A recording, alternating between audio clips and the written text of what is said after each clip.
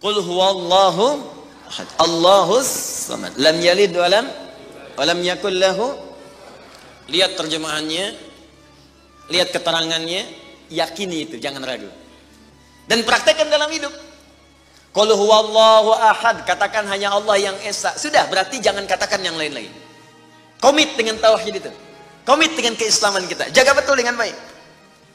Allahus samad, Allah tempat bergantung. Serahkan semua urusan kepada Allah. Ada masalah, minta sama Allah, berdoa. Sakit, berdoa sama Allah. Punya persoalan, gantungkan diri kepada Allah. Ikhtiar. Itu ketika kita amalkan seperti itu, baru begitu saja, itu langsung turun sebuah keterangan dari Nabi Sallallahu Alaihi Wasallam. Jika Anda mampu mengamalkan satu surah ini saja, ini rahasia. Inilah rahasia. Ada seorang sahabat, hadisnya sahih, dikutip kemudian oleh Sayyid Qutb juga dalam kitabnya Al-Aqaid Al-Islamiyah. Syekh Muhammad Nasiruddin Al-Albani pun mensahihkan hadis ini. Ketika Nabi selesai kemudian menunaikan salat, terdengar seseorang berdoa. Perhatikan doanya. Doanya menggunakan pembuka surat Al-Ikhlas. Saking yakinnya Siddiq dengan ayat ini, dan dia mengamalkan kandungan isi surahnya, dia membuka doanya dengan surah ini. Saking yakinnya dengan surah ini. Perhatikan kalimatnya. Allahumma ushhidu bi annaka antal ahadus samad alladzi lam yalid wa lam yulad wa lam yakul lahu kufuwan ahad. Allahumma inni as'aluka an taghfira liya. Hadisnya sahih. Kata orang ini, ya Allah, saya menyaksikan, meyakini ya Allah, bahwa hanya Engkau satu-satunya Tuhan yang layak dipertuhankan dan disembah. Aku meyakini bahwa satu-satunya Engkau adalah Tuhan yang menjadi tumpuan dalam setiap permohonan. Engkau tidak beranak dan tidak diperanakan, dan tidak ada sekutu bagimu. Aku enggak minta banyak ya Allah, aku hanya mohon ampuni dosa-dosaku. Begitu selesai kalimat itu diucapkan, terdengar oleh Nabi. Apa keterangan Nabinya? Perhatikan kalimatnya. At-tadri bimadza du'i? Ya fulan, tahu enggak Anda itu baru mengucapkan kalimat apa tadi? Apakah engkau paham? Engkau baru mengucapkan kalimat apa tadi dalam berdoa? Kata orang ini, wallahu wa rasuluhu a'lam. Ya Rasul, saya enggak paham apa yang dimaksudkan kecuali Allah dan Rasul yang lebih mengetahui. Ini adab. Adab, walaupun gini, kalau Anda sedang mengerjakan sesuatu dan Anda paham dengan itu, kalau ada orang lebih pintar daripada kita, ustadz, ulama, apalagi nabi, nanya pada kita, maka adabnya bilang aja nggak tahu. Karena boleh jadi mereka memiliki hikmah yang belum sampai kita kepadanya. Kalau kita jawab, saya tahu ya Rasul, nggak akan nyampe kalimat nanti. Ya. Jadi kalau Anda sedang mengerjakan sesuatu, zikir misalnya, la ilaha illa anta subhanaka inni kuntu minadh dhalimin. Tanya ustaz, datang ustaz, masya Allah pak, zikirnya bagus banget. Tahu nggak maksudnya? Tahu, lewat tuh ustaz udah. Bilang aja belum ustaz, Allah Rasulullah alam. Oh begitu. Kalau belum kenapa dibaca? Ya, saya pernah dengar saja, maka diterangkan. Begini maksudnya Pak, begini, Anda dapat ilmu baru. Makanya sahabat seringkali kalau ditanya Rasulullah, bilangnya Allah wa Rasulullah alam. Allah wa Rasulullah alam. Supaya dapat ilmu baru. Itu diantara rumus di ilmu hadis. Nah, ini kadang-kadang orang kita sekarang sahabat bukan, tabiin bukan, tanya tahu semua. Bahkan saat ditanya, buka Google dulu. Ya udah, ngapain ada ustaz? Allah wa Rasulullah alam. Maka apa jawab Nabi? Laqad da'auta bi asma'illahil a'zam. Diriwayat lain bismillahil a'zam. Idza du'iya biha ajab wa idza su'ila biha a'ta. Tahukah Anda? Kata Nabi, Anda baru saja berdoa dengan menyebutkan dengan yakin semua sifat-sifat Allah yang maha tinggi. Nama-nama Allah yang tertinggi. Nama Allah yang tertinggi, nama tauhidnya Al-Ahad, nama tertinggi. Karena dengan itulah nama ini Allah ditakdiskan, dikuduskan.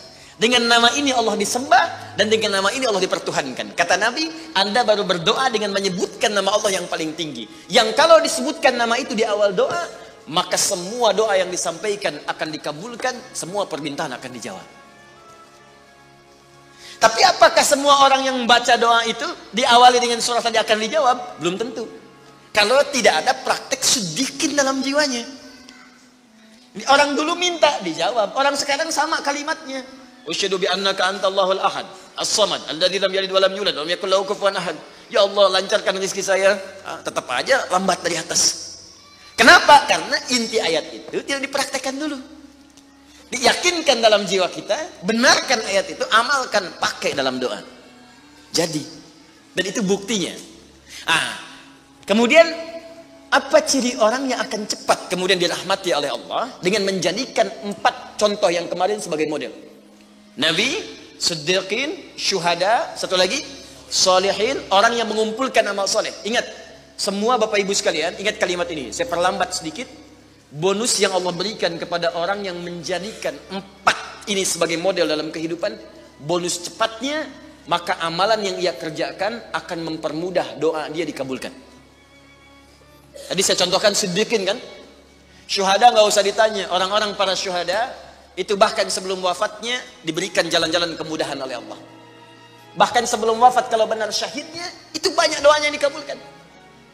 Bukankah para ulama bagian dari mujahid fisabilillah? Berapa banyak para ulama yang mengangkat tangannya dikabulkan? Imam Ahmad bin Hanbal pernah lewat, kemudian ada seorang mengatakan, "Syekh, anak saya sakit, tolong doa kepada Allah." Kata Imam Ahmad, "Kamu ini doa-doa sendiri," katanya. Imam Ahmad ingin mengajarkan, kamu kan masih punya lisan. Kamu masih punya kemudian kekuatan, minta dulu sama Allah supaya ada ikhtiar. Orang itu tiba-tiba pulang, ya dengan perasaan dia agak kecewa karena Imam Ahmad tidak mendoakannya. Ternyata ketika dia pulang, Imam Ahmad berdoa kepada Allah. Ya Allah, sembuhkan anak si fulan itu. Pulang, anaknya sembuh. Allahu Akbar. Di doa ulama itu kalau benar kealimannya, kalau benar ilmunya dan khasyahnya kepada Allah, itu hujah di lisannya. Bahkan firasatnya nyata. Kadang dikasih dalam mimpi, kadang kemudian bermohon kepada Allah tanpa diketahui. Ada. Solihin juga demikian. Bahkan turun Quran surah ke-5 ayat 35. Ya. Paling kanan sebelah bawah, ya ayyuhalladzina amanu taqullaha wabtaghu ilaihil wasilah. Hai orang-orang beriman, tingkatkan terus takwamu kepada Allah dan jadikan takwa itu sebagai wasilah untuk meminta kepada Allah dari apa yang engkau inginkan. Dan kalau Anda cari takwa di Quran, bentuknya amal soleh. Tidak pernah kalimat takwa disebutkan dalam Al-Quran kecuali pada umumnya akan menyebut amal soleh. Contoh, kalimat takwa pertama langsung disebutkan orangnya di Al-Baqarah ayat 2. Dzalikal kitabu la hudal lil. Siapa mutakin orang takwa di sini? Sebutkan ayat 3 dan 4-nya. Alladzina yu'minuna bil ghaib wa yuqimunas. Lihat sini. Iman dulu. Iman, baru kemudian sholat. Masih ingat di pertemuan lalu, sebuah amal menjadi soleh kalau didahului oleh apa? Iman. Di iman itu nggak akan dipisahkan dengan amal soleh. Ada iman, maka amal berubah jadi soleh. Dalilnya Quran surah ke-103. Innal insana lafi illal ladzina amanu iman wa amilus soleh. Amal soleh. Apa wujudnya amal soleh itu? Jadi rumus cepatnya begini. Iman akan melahirkan sebuah amal yang dengan sifat iman ini menjadi soleh. Kalau iman dipadukan dengan amal soleh, maka akan berubah menjadi takwa namanya. Karena itu ketika Allah menyebutkan kalimat takwa dalam Al-Quran, baik dengan kata benda, ya, noun, muttaqin, muttaqun, atau kata kerja, verb, fi'il, tattaqun, yattaqun, ittaqau, pasti setelahnya akan bertemu dengan iman dan amal saleh. Dzalikal kitabu la hudalil. Siapa muttaqin orang takwa di sini? Alladzina yu'minuna bil ghaib wa iman lis salat. Wa mimma razaqnahum infaq, dan seterusnya. Al-Baqarah 183. Ya ayyuhalladzina amanu kutiba alaikumus iman, ya ayyuhalladzina amanu kutiba alaikumus syiyam, puasa. Kama kutiba alal ladzina min la'allakum taqwa. Jelas? Maka ketika lihat rumusannya, lihat formulanya. Ini agak jarang dibahas ya. Perhatikan formulanya. Kata Allah di Quran surah ke-5 ayat ke-35. Ya ayyuhalladzina amanu. Hai orang-orang yang telah beriman. Alhamdulillah modal ini ada. Masih beriman? Alhamdulillah. Berarti modalnya sudah ada kan? Nih, yang dipanggil ini. Hai orang-orang yang telah beriman. Yang belum beriman tidak hai.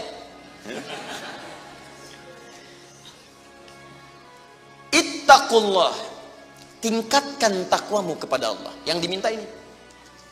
Perhatikan rumusnya. Hai orang-orang yang telah beriman. Tingkatkan takwamu kepada Allah.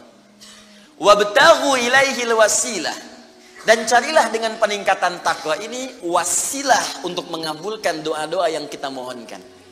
Jadi kalau kita ingin cepat dikabulkan doanya, dituntaskan persoalan hidupnya, maka kata Allah rumusnya tingkatkan apa? Takwa. Sekarang kita ingin tingkatkan takwa, apa rumusnya? Takwa itu formulanya iman plus. Intinya di sini amal soleh. Jadi kalau kita kumpulkan amal soleh, kumpulkan, itu salah satunya ciri meningkatkan takwa. Kenapa takwa ditingkatkan? Untuk mengentaskan problem kehidupan kita. Bahkan nanti ada yang belum berdoa, saking tinggi ya takwanya, itu masalahnya diselesaikan oleh Allah tanpa dia meminta.